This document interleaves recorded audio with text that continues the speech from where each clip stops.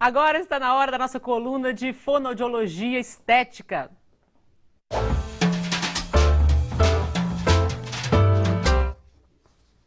O impacto da corrida em esportistas frequentes, dia após dia, se reflete por todo o corpo, inclusive sobre a musculatura e pele do rosto, o que pode sobrecarregar o colágeno e as fibras elásticas da pele. Quem vai explicar sobre tudo isso para a gente é a fonoaudióloga estética Valesca Rezende, nossa convidada, trazer... Igualmente, Mari. Esse assunto muitas mulheres não devem ainda ter parado para pensar nisso, né? Porque a corrida hoje está em moda. Verdade, mas não só as mulheres. Afeta os homens também, no caso dos homens, não é diferente também. E acontece muito um abalo na musculatura e também afeta a pele também. Mas acontece que tem seus benefícios, não pode considerar que só vão parar de correr por causa disso. Sim, claro. Não significa que só leva flacidez, tem seus benefícios sim. Só que tem que ficar muito atenta à alimentação, porque quem corre, quem faz atividade física, é importante consumir proteína depois da atividade para fazer essa compensação. Isso é muito importante. Porque pode ter a flacidez da musculatura pelo abalo do músculo. Então, corredores, por exemplo, que a musculatura da face ela sofre muito com isso, porque do corpo não. Musculatura das pernas, glúteo, por exemplo, força muito naquele período e aí fortalece. Entra no momento de contração e aí tem um ganho de fortalecimento, ganho de tônus. Mas na face não, a face fica muito livre, muito solta. E isso implica numa queda. E essa queda, se não tiver um movimento adequado, algumas compensações de movimento, pode sim provocar um envelhecimento, que é a flacidez. É preciso fazer algum tipo de, vamos falar, de ginástica facial para poder ajudar nisso? Sim, durante a corrida, o que eu oriento muitos pacientes que têm esse esporte já como rotina, é importante que façam movimentos para mudar a postura. Não necessariamente tem que ter um movimento definido, mas que, por exemplo, inflar a bochecha. Tá correndo, aí tenta inflar pelo menos uma vez. Ou então mude a postura, abra um pouco a boca, faça uma lateralização de ar. Alguma coisa só para movimentar um pouco a bochecha, para não permitir que continue nesse momento de queda. Pois é, e isso tem alguma preocupação dependendo da idade ou é para todas as idades? Não, independente da idade. Acontece o seguinte, que quanto maior o volume de bochecha, maior as chances de flacidez. Exatamente. Então, as pessoas mais magrinhas, que têm um volume menor de bochecha, têm um risco menor em provocar essa flacidez. Mas as pessoas que têm um volume maior, às vezes já tem uma tendência à flacidez, a gente tem que considerar muito esse fator genético também. Já tem uma tendência, então vai potencializar. Porque a gente até percebe algumas posturas em corredores que sabem correr e corredores de final de semana. Claro. Porque você percebe que tem gente que fica muito ofegante e aí a boca fica muito aberta e acaba tendo... Você tem a impressão de que essa flacidez pode ser uma coisa mais real, assim. Sim. Correr não implica somente em correr. Então, exige postura. As pessoas hoje se preocupam muito com tênis, com pisada, mas tem outros fatores também importantes aí, muito funcionais, claro. A face, ela tem que ter seu devido cuidado, assim como você citou, processo de respiração, é saber como respirar. Fica que cansaço. Exatamente. Você percebe na face da pessoa que tem uma coisa errada ali, que tá demais, né? E essa fadiga, ela acontece na musculatura e no processo respiratório também. Quando ocorre no processo respiratório, diminui significativamente a oxigenação. Se diminui a oxigenação também da musculatura. E aí implica numa possível flacidez em conjunto. E isso também vale para quem faz alguma atividade aeróbica em academia? Tem que estar atento também? A gente está considerando aqui a corrida porque está super na moda, em Belo Horizonte isso tem acontecido muito. Que bom que aqui tem muitas praças para essa prática, né? Exatamente. E as pessoas têm aproveitado muito as ruas, as praças.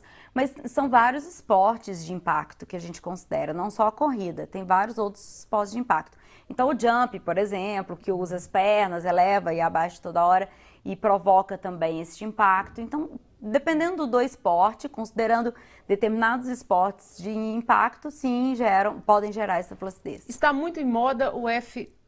O UFC, sim. A gente vê isso demais. E sim. quando você vê aquelas imagens em slow motion, assim, né? É quase que o cara parece que ele vai perder, parece que a bochecha vai sair do rosto dele depois do soco que ele leva. Sim. Isso está sujeito a isso, não sei, durante uma alteração? Durante o treino dele ou das próprias lutas, se forem muito seguidos, isso pode trazer alguma complicação para ele? Pode trazer, são várias as complicações. Primeiro de articulação, porque há um deslocamento muito fácil ali naquele momento, porque são impactos muito diretos na musculatura e na simulação, mas não mandíbula. não, né? Sim, sim, não. E acontece também algumas perdas. Por exemplo, já atendi paciente que é profissional de UFC que teve paralisia facial, porque teve um rompimento do nervo facial. Então, são várias alterações envolvidas também. Geralmente, eles têm um cuidado enorme, usam as placas. As placas, por exemplo, elas estabilizam muito a mordida e evitam um deslizamento mais agressivo. Mas determinados movimentos são impossíveis de se controlar e aí tem que observar, sim, como essa musculatura vai responder para fazer o devido ajuste depois do treino ou depois da luta. Existe algum sintoma, alguma coisa que um corredor pode começar a sentir e deve se chamar a atenção porque há alguma coisa na face, na musculatura, por exemplo? Pode sentir, às vezes, uma sensação de fadiga, um cansaço. Aquela coisa de face pesada, que é a flacidez, é um dos sintomas da flacidez. Mas assim, dor, outros sintomas associados, assim não. É mais essa flacidez, essa tendência a cansaço que pode vir a ter. E existe alguma... Você falou durante a corrida, Sim. Encher as bochechas de ar ajuda. Sim, ajuda muito. E no cotidiano, assim, para quem pratica esporte mesmo, tem alguma coisa, uma água gelada, tem alguns segredinhos que poderiam ajudar essa musculatura facial? Sim, a água gelada é importantíssima, faz parte do processo de crioterapia.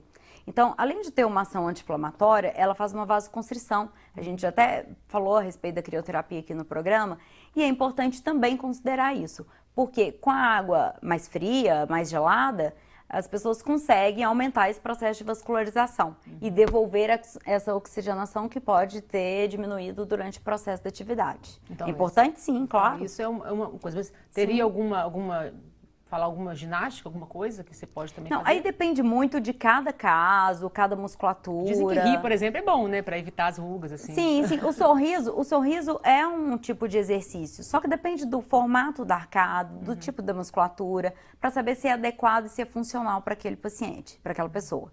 Mas a água gelada, ela funciona muito bem na maioria dos casos. E inflar, modificar essa postura durante a atividade também é uma orientação muito adequada. Pois é, porque eu comecei falando das mulheres, Sim. assim, porque nós mulheres somos, né, tem a vaidade e a gente tem medo da flacidez do rosto mesmo, claro. O homem também. Claro. Mas eu imagino que nesse bate-papo nosso deve ter muita mulher que corre, eu tô dizendo elas, até eles também, e que estão assim, gente, eu nunca parei para pensar nisso. Sim. Porque realmente você começa a fazer uma corrida, você se preocupa com tudo, em fazer o alongamento da perna, de tudo, né? A roupa adequada, tudo, mas você não, com a face, eu confesso que eu nunca vi ninguém ficar preocupado, falar, será que vai cair porque eu estou fazendo muito isso? Quer dizer, essa conscientização também é importante, né, Valesca? Claro que é importante. As pessoas hoje consideram muito saúde, bem-estar, estética, pensando muito no corpo, mas a face faz parte desse processo também. Então, há de se cuidar também. Acontece, às vezes, a gente observar uma mulher que malha muito, tem uma definição corporal fantástica, mas a face não acompanha. A idade cronológica está totalmente diferente ali também. Então, isso é muito importante. Esse conjunto, cuidar da face, esteticamente, funcionalmente, e também do corpo. Mas esse desequilíbrio é muito comum. Uma pessoa, às vezes, que tem um corpo muito legal, um corpo parecendo de 20 e poucos anos, ela tem 40, mas o rostinho está de 50. Então, há realmente uma desigualdade nesse conjunto. E é importante, então, para a gente encerrar, que a pessoa, no caso dos profissionais, pessoas que levam muito a sério o exercício físico, que acaba virando profissional, é importante ter um acompanhamento da fono, pelo menos um primeiro encontro, para saber o que fazer? Claro que sim, claro que sim. Não só os profissionais, mas também eu tenho vários pacientes que procuraram, pacientes que treinam UFC, pacientes que fazem corrida, que começaram a observar realmente essa discrepância, jump, né? Essa mudança da face em relação ao corpo. O corpo acompanha bem, mas a face começou a envelhecer antes. Tem que cuidar de tudo, né? Valesca, muito obrigada pela participação, esclarecimentos aqui no programa. Boa tarde para você. Igualmente. Bom fim de semana, né? Obrigada para você também. Pois é, nós vamos para um rápido intervalo e eu volto já já.